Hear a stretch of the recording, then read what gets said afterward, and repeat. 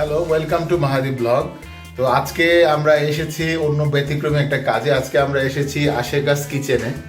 আশেকার যে রান্নাঘর আছে সেখানে আমরা আসলে এসেছি। মূলত আমার স্ত্রী রান্নাঘর, তো সে আসলে খুব মজার মজার রান্না করে এবং আমাদের খাওয়ায়, আমাকে এবং আমার ছেলেকে। তো আসলে আমি চিন্তা করলাম যে তার মজার এই রান্নাগুলো যদি আপনারা একটু দেখে কোনোভাবে উপকৃত হতে পারেন, তো এই জন্য আমি আজকে এসেছি আশেকাস কিচেনে।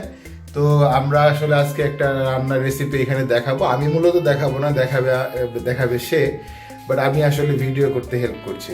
তো তাহলে সবাইকে স্বাগত জানাচ্ছি সেই রান্নার অনুষ্ঠানে। তো ওয়েলকাম এভরিওয়ান। অনেকে তো ঢেঁড়স ভাজি খান বা অন্যভাবে ঢেঁড়স ঝোল, কিন্তু আজকে একটু ভিন্ন টাইপ করবো। সেটা হচ্ছে ঢেঁড়স দিয়ে সরিষা, খুব টেস্টি হয়, আমার কাছে খুব ভালো লাগে খেতে। আর যেহেতু এখন একটু ওয়েদারটা চেঞ্জ, হ্যাঁ, একটু ঠান্ডা ঠান্ডা ভাব সবারই আছে, তো সরিষা হচ্ছে ঠান্ডা মানে দূর করে সরিষা খেলে। আচ্ছা, তো এখন একটা জিনিস কি একটু বলবে যে আসলে ঢেঁড়সটাকে কি করতে হয়? আচ্ছা, ঢেঁড়সটাকে জাস্ট আমি হচ্ছে এরকম 2 টুকরা বা 3 টুকরা করে এভাবে কেটে নিয়েছি। আচ্ছা, হ্যাঁ, নিয়ে ধুয়ে রাখছি। মানে সবসময় সবজি কাটার আগে খেয়াল রাখতে হবে সবজিগুলো যত গোটা সবজিটা ধুয়ে নেওয়া। হ্যাঁ, তাহলে হচ্ছে ভিটামিন মানে কাটার পরে ধোয়া না, আগে ধুয়ে তারপরে কাটা, তাহলে ভিটামিনটা থাকে, এটা বলতেছে। তো এটা করেছি আস্ত ধুয়ে, তারপরে এটা এরকম 2-3 টুকরা করে নিয়েছি। আর হচ্ছে এই যে আলুগুলো ঠিক এই সাইজ করে নিয়েছি। এই যে এখন আমার লাগবে হচ্ছে পেঁয়াজ লাগবে। আচ্ছা, পেঁয়াজটা এভাবে আমি করে রাখি, কেটে নিয়েছি। হ্যাঁ, এভাবে ছোট ছোট করে। তারপরে হচ্ছে আমার লাগবে হচ্ছে সরিষাটা যখন আপনারা হচ্ছে ব্লেন্ড করবেন, তখন সরিষার একটা টিপস আছে, সেটা হচ্ছে ব্লেন্ড করছি। হ্যাঁ, ব্লেন্ড করছি, কিন্তু সরিষাটার মধ্যে একটু লবণ আর 2-3টা কাঁচামরিচ দিয়ে যদি হচ্ছে ব্লেন্ড করা হয়, সরিষাটা তিতা হয় না। লবণ আর কাঁচামরিচ দিয়ে যদি ব্লেন্ড করা হয়, তাহলে আসলে সরিষাটা তিতা হয় না। না, তিতা হয় না, বাট জেনারেলি এমনি ভাবে করলে কি সরিষা কিন্তু তিতা হওয়ার ঝাঁজটা ঠিক সম্ভাবনা থাকে। থাকে? হ্যাঁ হ্যাঁ, তিতা হয়ে যায়, তখন খাবারটা তিতা লাগে, ভালো লাগে না। কিন্তু এখানে হবে কি, খাবারটা তিতা লাগবে না, কিন্তু ঝাঁজ থাকবে, যে সরিষার যে ঝাঁঝালো। এইটা কি? এটা হচ্ছে রসুনটা আর আদা। রসুনটাকে তুমি বাটছো নাকি এটাও ব্লেন্ড করছো? সবই ব্লেন্ড করা, এখন কি আর বাটার যুগ আছে? আমি শুনে নিলাম, এটা মানে যারা ভিউয়ার্স দেখতেছে তাদের জন্য। এই পানিটার কি কোনো বিশেষত্ব আছে? না না, পানি তো সিম্পল পানি, আমি রান্নার জন্য। এখন আমি রান্নায় চলে যাই। ঠিক আছে। এটা হচ্ছে আমার তেল, আমি হচ্ছে সরিষার তেল ইউজ করি, সোয়াবিন তেল ইউজ করি না, এটা হচ্ছে রাইস ব্র্যান্ড অয়েল। হ্যাঁ, তো এই দেখো অয়েলটা হচ্ছে এরকম রেড কালার। হ্যাঁ, রেড কালার হয়, অনেকটা লালচে আকার হয়। এখন আমি বিসমিল্লাহ করি।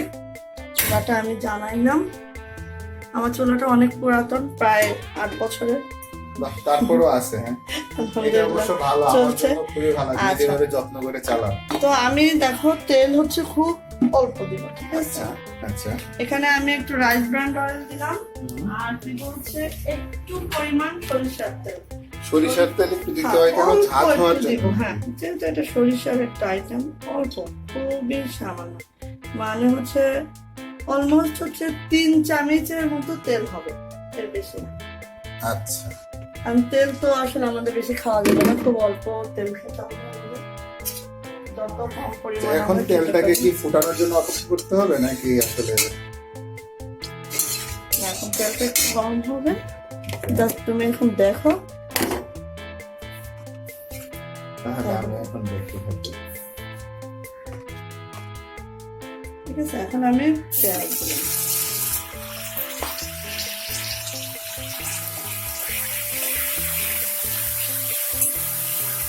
পেঁয়াজটাও একটা সহজ ভাবে কুচানো যায়, সেটা হচ্ছে পেঁয়াজটা জাস্ট হচ্ছে করতে হবে, কেটে আলু কুচানো যে মেশিন গুলো আছে, আলু কুচানো যে গুলা, ওইটাই হচ্ছে কুচানো যায় এইভাবে। এখন ছোট ছোট কুচি হয়, কত করে দেখা যায়, দেখাই তো সবাই তো চিনে এগুলো, চিনে রাখে। তারপরেও যেহেতু আমি চিনি, আমার মতো অনেকেই হয়তো রান্না করার ইচ্ছা আগ্রহ পোষণ করতে পারে। এই যে এটাই কুচানো যাবে। হ্যাঁ, এরকম। হ্যাঁ, আচ্ছা, এটা কোন পাশটা দিয়ে কুচায়? এটা দিয়ে, এই পাশটা দিয়ে, যেটা দিয়ে সুবিধা হয় আর কি। আসলে আমার চ্যানেলে ম্যাক্সিমাম ভিউয়ার্স হচ্ছে ছেলে, মানে তারা হয়তো রান্না বান্না করতে চাইতে পারে, সেই জন্য আমি একটু বারবার জিজ্ঞেস করে নিচ্ছি, তুমি বিরক্ত আশা করি হচ্ছে না।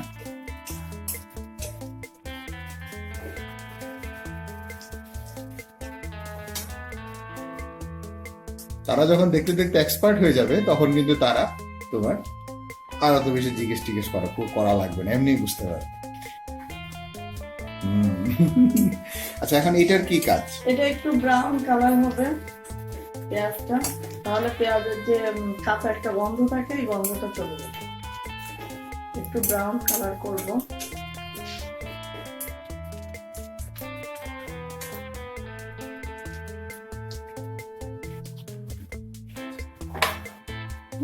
এই যে এখন এই যে কাঁচা গন্ধটা চলে যাবে। এখন আমি আলুটা দিয়ে দিব।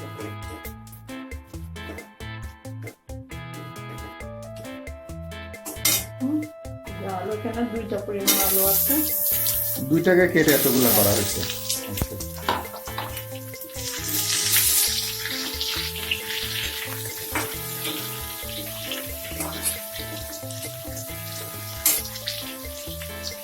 আমি আঁচটা একটু কমিয়ে দিলাম কারণ আমি একটু কষাবো এটাকে। হ্যাঁ, এর মধ্যে আমি হচ্ছে লবণ দিয়ে দিব। আচ্ছা,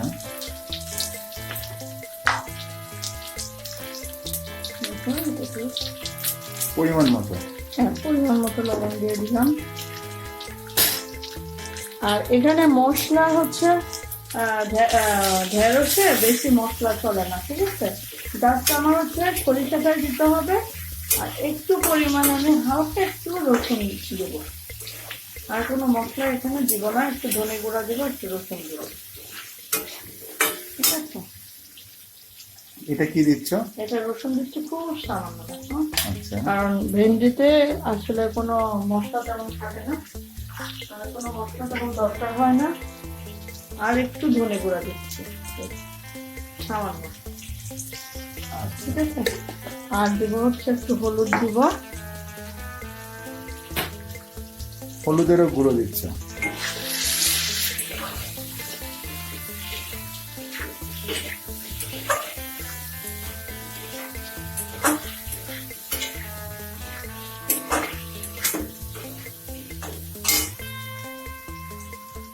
এক চামচেরও কম নাকি?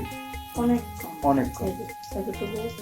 আচ্ছা, আমি এটা বারবার বলছি কারণ আসলে চ্যানেলগুলোতে যারা দেখেন ম্যাক্সিমাম আসলে অনেকেই খুব পাকা রাঁধুনি, আবার অনেকে আছেন যে আসলে সেরকম পাকা রাঁধুনি না, তো সবার সুবিধার্থে আর কি জিনিসটা বলে দেওয়া হচ্ছে।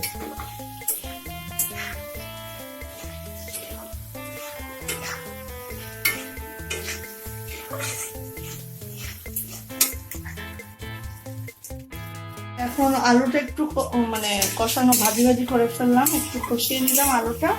দেন আমি হচ্ছে ভেন্ডিগুলো দিয়ে দিচ্ছি, ঢেঁড়সগুলো দিয়ে দিলাম। ঢেঁড়সগুলো দিয়ে দিলাম। এখন এইটাকে আমি একটু হালকা মশলাটা হচ্ছে সব ঢেঁড়সে লেগে যায় এইভাবে করে একটু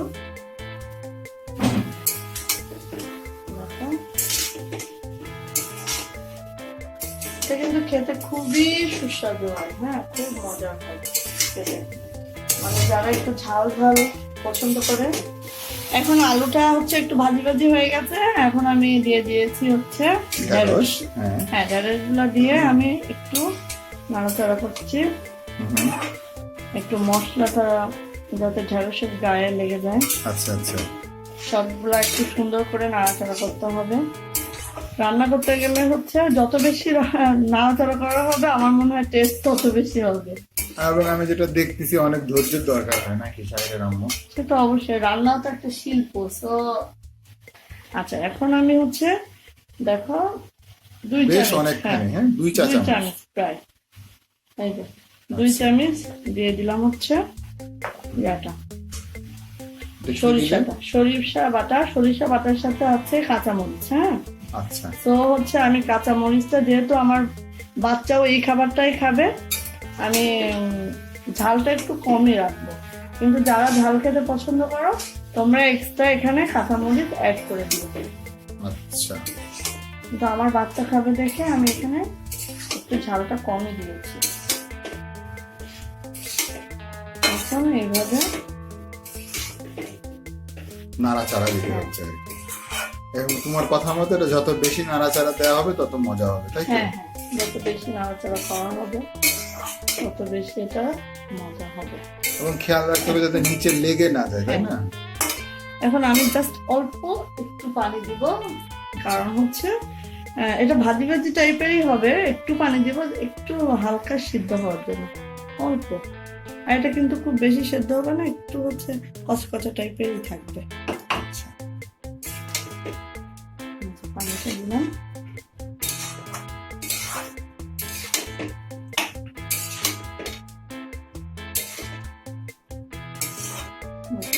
এটা হচ্ছে এখন একদম আঁচটা অল্প দিয়ে একটা ঢাকনা দিয়ে দিব। ঠিক আছে, আজ তো অল্প করা কি হয়ে গেছে? অল্প পরে আছে আমার আঁচটা। আচ্ছা, সবসময় চেষ্টা করা হবে যে সবজি রান্না করার ক্ষেত্রে আঁচটা অল্প দিলেই মজা হয়। মজা হয়, মানে সেদ্ধটা ঠিকঠাক হয়। আচ্ছা, কারণ আমাদের এই যে এখন আমি কতক্ষণ রাখতে হবে এটা আনুমানিক? আনুমানিক 10 মিনিট পরে নাড়াচাড়া করে একটু চিনি দিয়ে না আমি তাহলে আমরা কিছুক্ষণ পর একটু আবার নাড়াচাড়া করে দিই। মানে 10 মিনিটের মধ্যেই ঢাকনা সরিয়ে বারবার নাড়াচাড়া করতে হবে। কারণ হচ্ছে একটু সেদ্ধ হয়েছে কিনা দেখি। আচ্ছা,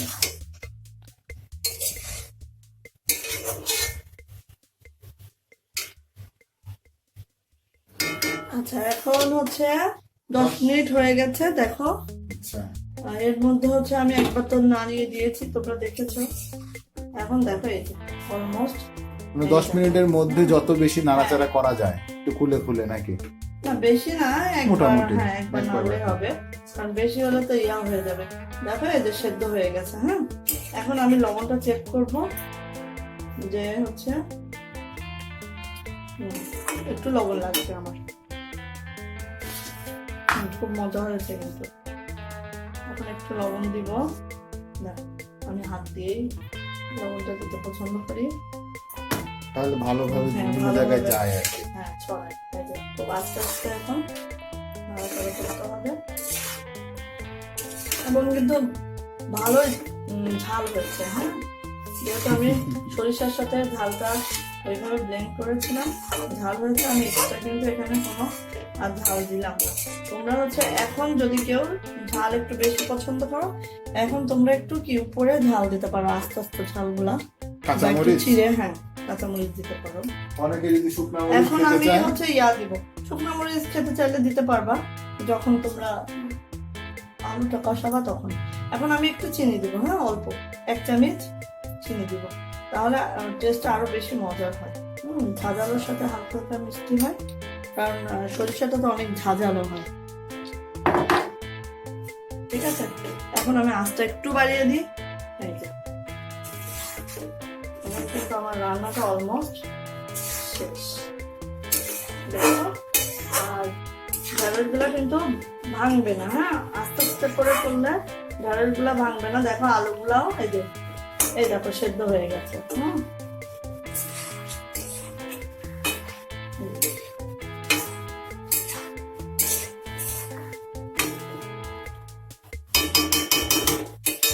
একবার এটা বানিয়ে খেয়ে দেখো, অনেক মজা।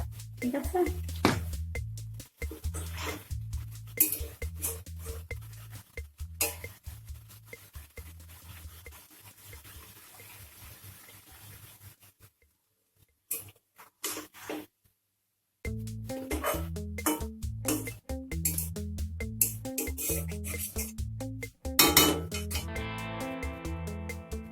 আমার রান্না অলমোস্ট শেষ। তোমাদেরকে এটা নামিয়ে দেখাচ্ছি কোন অবস্থায় আসে।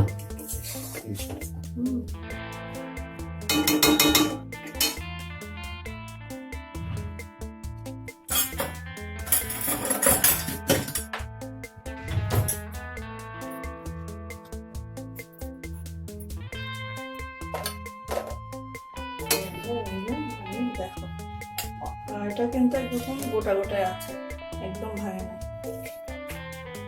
ঠিক আছে, এটা গরম ভাতের সাথে অনেক মজা।